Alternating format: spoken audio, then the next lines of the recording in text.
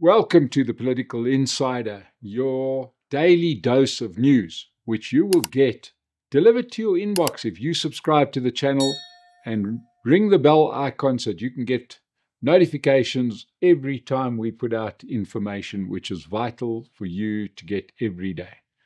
We try and cut the waffle out, so let's get straight to it. Quite clearly, US President Donald Trump is now looking for his next target, having changed leadership in Venezuela. He's clearing out countries he doesn't like. And the one on his radar screen that he's not letting off with is our good friends in Iran. Now, let's understand that South Africa is in an extremely awkward position of our own making. Now, President Trump has announced that he's going to be putting a 25% tariff on American trade on any country that does business with Iran. Well, there is some good news here. The good news is that South Africa does very little trade with Iran. In terms of our whole trade, it's minuscule, almost negligible. So to cut that trade would not really hurt the country's economy. However, South Africa seems to love countries that America hates, and one of the countries we love the most has been Iran. Now, we do recall last year that our head of the Defense Force, the South African National Defense Force, was in Iran pledging allegiance to helping the Ayatollahs in this very case of the population wanting change, wanting representation, wanting some political freedom in Iran. Our military says they will not only support Iran, they stand ready to go and help the Iranians to fight off, these forces that emanate from the people. Now, I would imagine the only people more scared than Cyril Ramaphosa would be the Ayatollahs themselves, knowing that the South African National Defense Force, which has acquitted themselves so well in battles in Africa where we have been beaten so badly by Rwanda in our peacekeeping missions in the DRC, I am sure those Ayatollahs are dying to have South African soldiers serving alongside theirs. Right? Even the Russians weren't exactly rushing to get more of our soldiers on board. But be that as it may, this threat of Donald Trump of taking punitive action against countries associated with Iran does make our lives very awkward. The most obvious one being the fact that we are running Chinese-led naval exercises, which include ships from Iran and the Iranian Navy. In actual fact, it was so bad, we reported on this yesterday, that President Ramaphosa even asked his Minister of Defense, the fantastic Angie Motshekga, to please tell the Iranians to just leave if you don't mind. It's a bit like when you arrive, when somebody comes to your house for a party and you just kind of don't want them there anymore. How do you get rid of them? Well, turns out that Angie Motshekga has got a mind of her own. We never knew. But she then, by all accounts, seemingly never relayed the message to the Iranians. And the Iranians are on the high seas just south of Cape Town, performing military exercises with the South African Navy or in our South African waters. This, of course, is not going to play very well in Washington. And it's politically quite a problem. You've had the head of the Defense Force, now the Minister of Defense, basically not acting in the best interests of South Africa. And I say that not because we should do everything that the US says we should do, but I don't see what we get by antagonizing them. On the one case, we've got our biggest trading partner who we don't like. On the other hand, we've got somebody we do not do any trade with at all that sponsors terrorism that we do like. This doesn't make our situation look very clear. As I mentioned, we don't do a lot of business with Iran, but we've got to remember a certain investment made by MTN about 20 years ago when somebody was their chairman. That wonderful business marvel, Cyril Ramaphosa. So South Africa does have some business ties with Iran. In the actual fact, it's not just South Africa, it's the president himself. They may be historic, but when last I checked, Donald Trump is not exactly a gobbler up of history books. So let's just keep an eye on this. This is not going to help us get out of the naughty corner, and it's not going to help our economy at all, which desperately needs all the help it can get. One of the stories which hasn't attracted a lot of interest, but I do want to report on it, and that is that it's bad enough living in South Africa where we get ripped off by the state, your city, everything by Eskom. You've got a monopoly on power, but then you don't provide power. You keep on increasing your prices and give a worse service. We pay rates, but we've got potholes. We pay rates and the street lights don't work. We pay taxes and we watch government officials stealing it. So we understand what it's like to be ripped off by the state. But it seems that fairly obvious that we're getting ripped off by our banks as well. Neither the Reserve Bank nor the Banking Association of South Africa, which represents our commercial banks, can explain why we have a prime lending rate of 10.25%, while the repo rate is 6.75%. What is the repo rate? That's the price at which the banks get money. 10.25 is the rate at which the banks lend money. And nobody can seem to explain why we've got this 350 basis point surcharge above repo rate. Another way of looking at it is that our banks are operating on a profit margin of more than 50% on every loan that they give to you or I, from loans like home loans, never mind bad loans like credit cards and other personal loans that banks love to give. They are literally, if this was any other business, there'd be a commission of inquiry into how our financial institutions are allowed to rip us off to this degree. This is no longer just a service for the wealthy. Banking is in our lives now. You can't really deal in cash. Some places won't even accept cash. But the point being that banks have become an integral part of our lives. They've got guaranteed business, but yet they're ripping us off, and there's nothing that we can seemingly do about it. Interestingly, when the question arose, because some journalists really, and full credit here to News 24, they went and asked the Reserve Bank, who said, well, don't ask us, ask the Banking Association. And the Banking Association said, well, don't ask us, ask the Reserve Bank. And everybody said, well, the banks operate in this competitive environment, and therefore they would certainly not collude on prices. Oh, heaven forbid. But have you ever seen banks charge different prices to one another? If there was a bank that was offering, loans, let's stick to the good loans, things like home loans at a considerably cheaper rate, they'd get all of the business. Yet they collude on price. And they collude not to give the best price, but to give you a price that is unacceptable in any country. Why are we accepting this in South Africa? It is time that we held the banks responsible for their gouging of South African citizens. The economy can't grow because you have to pay away so much money in interest rates, be it from your home loan, to your car loan, to your credit card, whatever it is.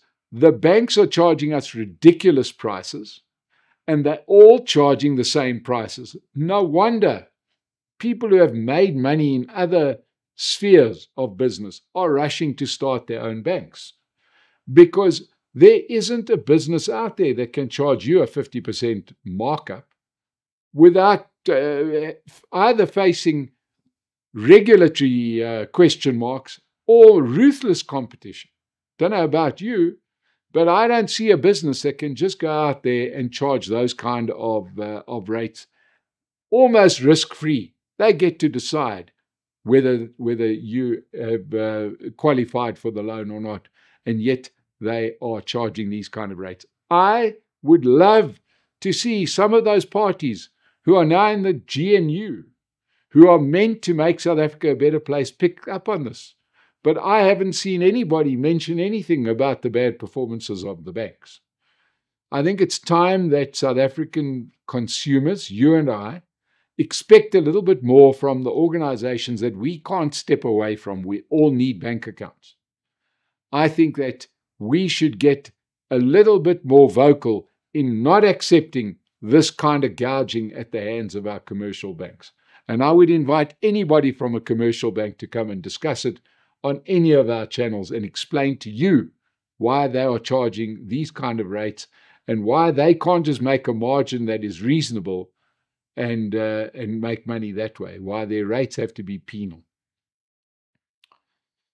Let's go back to politics. This little meltdown in the Democratic Alliance is going to hurt them, and they are in full-on damage control mode in the spat between John Steenhuisen and Deon George.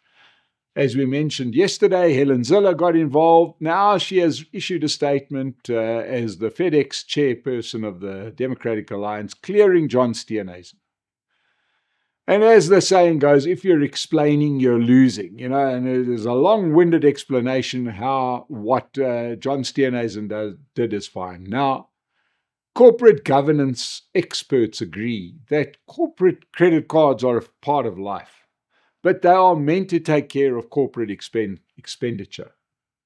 You can take your clients out for dinner and pay for it with a corporate credit card, but you are not meant to pay for dinner with your family and your mates. That is where you've got to take out not the platinum credit card that belongs to your company, but your old sort of silver card or whatever it is, the one that a purple card, because we can't afford those kind of credit cards. And clearly there was abuse here. We have it's been documented and has become the butt of jokes. But this is coming at a very bad time politically, and it's going to cost John Steenhuisen the leadership of the party. I have very little doubt of that. This, as we have mentioned many times, the DA goes to their elective conference in April of this year, and this is really coming across at a bad time. It also doesn't help that the DA now seem to be focusing on the fact that the Deon George team leaked this to the media. Now, only in South Africa. The DA have spent 30 years in the opposition benches nailing the ANC for exactly this kind of behavior, and now the Democratic Alliance is doing exactly the same thing and expecting us not to ask questions. It is bad, and it needs to be taken care of very, very soon, or they are going to hurt at the polls, and quite understandably. There's been a little storm in a teacup in South Africa, but in actual fact, I think it's actually quite an important issue. In an interview recently, our Minister of Mining, Gwede Mantashe, who's also chairman of the ANC, sort of said in a very blasé fashion that young South Africans are just too lazy to go out there and find a job.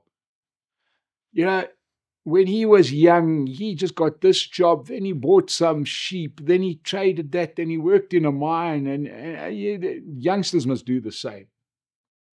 The only problem is, all that this has shown is just how out of touch Gwede Mantashe is with the modern economy, as well as the economy that has been created by 31 years of ANC misrule. It has shown that these senior ANC leaders completely live in a time capsule. And they believe that we're still in the old South Africa that's dominated by big white businesses, and we just need somebody who's going to knock at the door and we're just going to give them a job. Here's a job. Because you asked, here's a job. That the world hasn't become a lot more sophisticated than that. The biggest issue is that the government and its employees, especially senior politicians, have been shielded by the devastating impact of their own poor performance, especially with regards to the economy. These are people that will get their R1 million salary, whether they do a good job or a bad job. They get those big salaries whether they perform or not. They go out there and think that there's no real world implication to all of the bad laws that they've passed that will kill our economy, that have killed our economy. to the point where it's almost impossible to see how our economy can grow. Where would that growth come from, Gwede Mantashe? Well, he doesn't need to know, because somehow or another he shakes the magic money tree and money falls out of the tree. And Edward Kieswetter, head of SARS, says, no, give me more money, I'll give you more tax money. Right? Not understanding how the system works. Somebody's got to go out there and start a business, take a risk. And you've made it almost impossible to start that business, because we've got to wade through miles of red tape. Then you've got to comply with the most inane rules and regulations. You've got to operate in an area where you're let down by your local government. So in other words, the lights aren't working, the water doesn't run out of the tap. And he doesn't seem to understand that all of these things are linked. And now he's saying that the problem is just young people are just too lazy to go out there and get a job. And this has caused absolute outrage. And so it deserves to do. It doesn't help that we're in a country where our politicians are blinded by ideology. Right now, we've covered it earlier, where we're in a fight with our biggest trading partners. Instead of doing what countries that really sort of have a handle on this, countries like India and Brazil, box smart. It doesn't help to go and antagonize big trading partners. You can do a better job. For once, you can think of South Africa. Right? And they seem to believe that any businessman is just Steve Jobs or Alida Dangote. All you need to do is give him a few government contracts and some funding. No, we're not all created the same, and not everybody can start a multi-billion rand business. We wish we could. If it was that easy, we'd all be doing it. But instead, the government gets in the way, and then this man, who still has a question to answer from the State Capture Commission as to how suddenly his improvements to his property were done, it helps when you don't have to pay for stuff, is giving young people a lecture on how to get a job. No, you just go knock on a few doors. Come on, man, stop being lazy. And if you need security upgrades to your property, you just sit back and somebody will come and do this. And the nice part is you never see an invoice. It just goes to show you that South Africa is going to suffer until we get rid of dinosaurs like Gwede Mantashe. And perhaps he's done the country a favor by showing just how out of touch our politicians are with the way that the world works. We cannot eat your ideology, Minister Mantashe. We cannot. We need our economy to grow. What your job is to create the environment in which our economy can grow, to give us some security so that we don't have to pay extra for security companies, that we know that if we do make money, we're not going to get murdered. Make it easier to do business so that everybody can start businesses, so that the country can get going. Instead, you are stuck in your time capsule. You're okay because you make a lot of money and you can sit there and lecture young people.